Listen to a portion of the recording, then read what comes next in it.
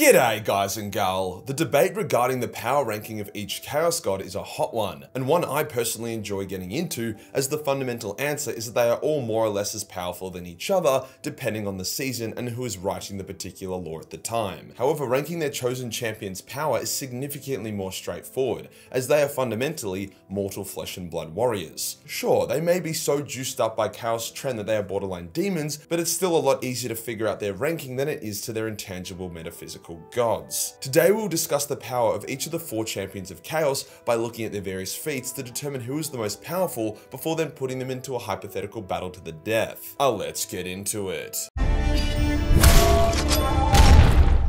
For a bit of lore quickly, who are the champions of Chaos and why are these 4 above all the rest? After all, there is a shitload of other champions of Chaos, but they are all very much clearly beneath these 4. Well, each Chaos God wanted to have an exceptional mortal warrior to act as their living weapon and most prized mortal servant. It was very important that they remain mortal so that they would not suffer any of the restrictions that demons do, such as being banishable, needing warp energy to materialize, and so on. Thus, they could be the vanguard commanders for Chaos invasions, as well as being in constant play. Now, I do use the term mortal pretty loosely here. Each champion is more or less unkillable, and if they are actually killed, their patron god will just bring them back to life. Yes, it's not very fair, but what can you do? Khorne's champion is Kharn the Betrayer, because Warhammer has a hard-on for straightforward name connections. For Slaanesh, it's Lucius the Eternal. For Nurgle, it's Typhus. And for Tiznych, it's Ahriman. Each champion was an OG member of the Great Crusade, someone who has started their life at the dawn of the Imperium and is still very much kicking around deep into the era of Dark Imperium and the Great Rift.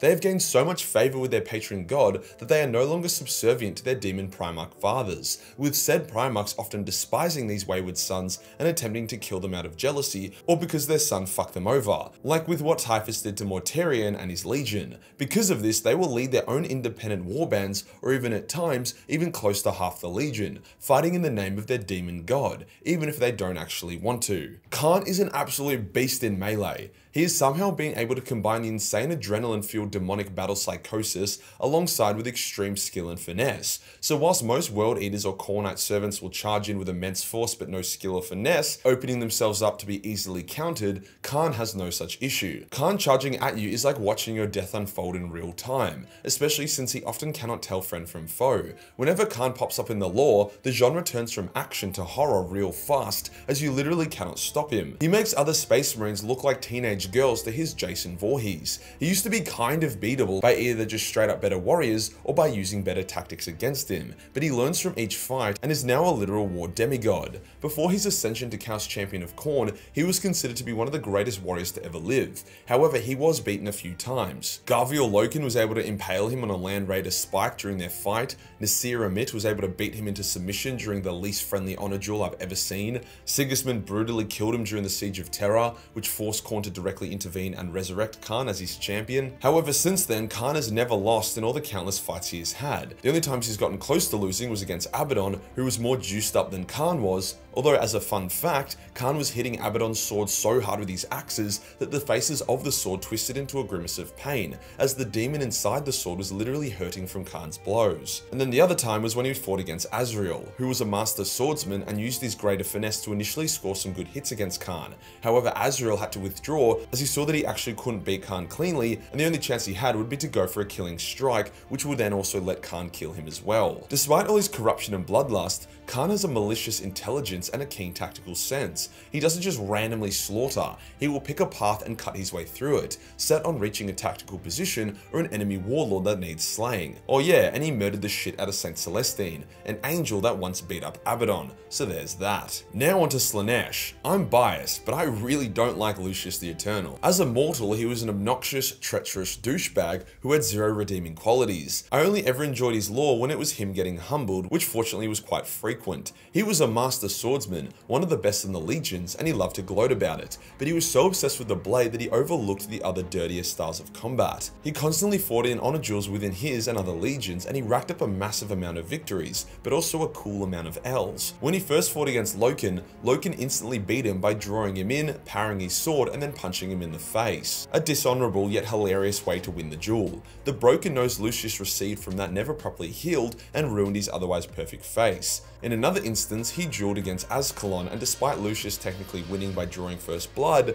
Azkaellon kicked his ass and humiliated him in front of a large crowd of his own warriors. Time and time again, Lucius would get clapped, with the most enjoyable being his duel against Nakonai Sharakin, a Ravenguard swordsman who brutalized Lucius and put him down like the rabid dog he was. Slaanesh was forced to intervene to bring him back to life, also selecting him as a champion in the process. Lucius would go on to lose and lose and lose. However, his new power basically allowed him to reincarnate through the body of whoever had killed him, if that person felt pride or satisfaction in the action of doing so. That's right, he lost so often and so much that his god was like, oh fuck fine, I will give you a really overpowered ability that is dependent upon you losing. The first time this power manifested was when Lucius was killed by a fellow Emperor's children in a duel. This then spawned a pretty funny meme that said, is Lucius the greatest duelist in all of the legions? To which a battle brother of the Emperor's children simply says, Lucius isn't even the best duelist of the Emperor's children. I mean, Lucius once fucking died by stepping on a landmine and then had to reincarnate via the guy that built the landmine and took pride in his craftsmanship. Yes, Lucius is a fantastic warrior, but with him not showing up much in the lore these days, and the writers making him super unlikable and then humiliating him left, right and center, it's hard to take him super seriously. Now onto the most scheming of all the champions, and no, it's not Ahriman, we have Typhus. Out of all the champions, Typhus wanted to be Nurgle's cum slut the most. He was subtly manipulating his legion from the get-go to eventually lead them to chaos and damnation. Typhus was also a psyker, and despite suppressing his powers as to not enrage his psychophobic Primarch daddy, he ended up becoming quite a potent one later in life. Despite looking like a walking STI, Typhus is actually the most well-rounded of the champions, being a powerful psyker, a walking tank, a melee beast, and a brilliant commander. After all, he was able to lure the Death Guard directly to Nurgle's realm by killing its navigators and then tricking Mortarion into trusting him. Nurgle was then able to directly infect the Death Guard, forcing Mortarion to accept Nurgle to save his legion. Mortarion actually killed Typhus for his betrayal. However, being in Nurgle's realm as Nurgle's champion, Typhus simply reformed and mocked his father. After the heresy, Typhus took half the legion as his own, with the Terminus Est being the most powerful ship in Nurgle's navy. Typhus has been a very active commander ever since, bringing doom and plague to a shitload of Imperial worlds, including his very own zombie plague. Yes, Typhus has been World War Z-ing the shit out of everyone's tits. Some of his best feats including dueling and beating Huron Blackheart, Master of the Maelstrom and Abaddon's greatest rival, invading and permanently fucking up Medusa, homeworld of the Iron Hands, as well as being an instrumental part of Abaddon's Black Crusades. I don't actually know how you would even fight Typhus. He has this aura of decay, with anyone that gets too close to him getting infected with horrific shit as their armor rusts around them. And as I said, he's also a sorcerer of great power, and he has a massive demon power scythe. Even if you do manage to hit him, I don't think it does much. Nurglite warriors are famous for their resilience, with Typhus being the greatest of them. All round just a massive problem. The final champion is Ahriman. Ahriman likes to pretend that he isn't Titsnitch's bitch and acts entirely on his own free will, which Titsnitch finds cute so it doesn't turn him into a chaos spawn for his insolence. The thing is, Titsnitch has thought about destroying Ahriman countless times, but then he finds himself either impressed by him too much or he just finds him really entertaining. See, Ahriman is so powerful that he just does shit that constantly surprises Titsnitch.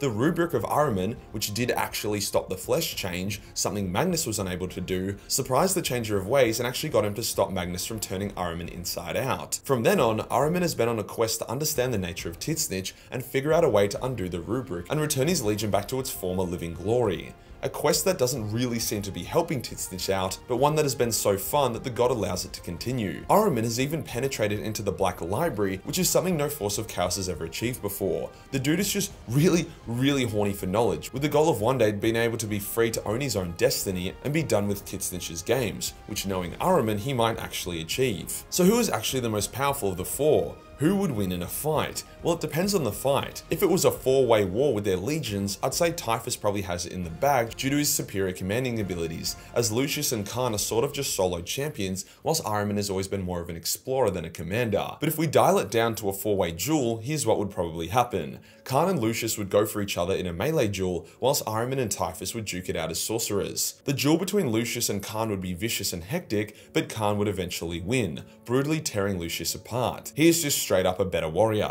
Also, as Khan probably wouldn't take pride in it, Lucius would be unable to reincarnate, and even if Khan did take pride, he has Khorne wanking him off, which would ward off Slaanesh's power. As for Ahriman and Typhus, a lot of what makes Typhus such a beast wouldn't do too much to Ahriman. His aura of plague and disease wouldn't affect Ahriman's psychic shielding, and the fight would probably take place at range. Typhus could try close the gap and make it a melee fight, but he isn't exactly a speed demon, and Ahriman has a million tools to keep the distance, such as teleporting or using false Ahriman illusions or his flying disc thing. It would take a while to wear Typhus down, but Ahriman's significantly superior sorcery, not just from his power but also his versatility, would overcome Typhus, with Ahriman then incinerating him with unholy warp fire. It would then be Ahriman vs Kharn, Khorne vs Titsnitch. Kharn is actually quite resilient to warp energy due to Khorne's blessings, so it's not as simple as Ahriman just snapping his fingers. The fight would go for a while, with Kharn constantly sprinting at Ahriman, but with Ahriman also having his floating disc and ability to summon demons, I can't really see Kharn being able to reach him, especially as he is worn down more and more by the constant barrage of psychic attacks. Logically, Ahriman should win this fight, eventually breaking down Kharn and then vaporizing him,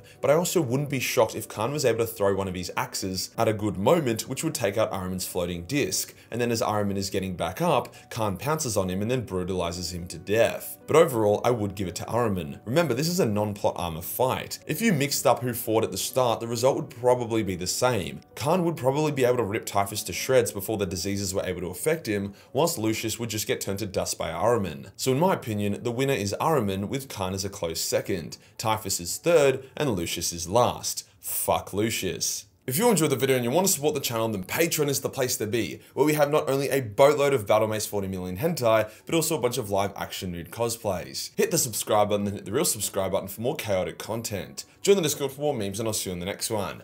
Peace.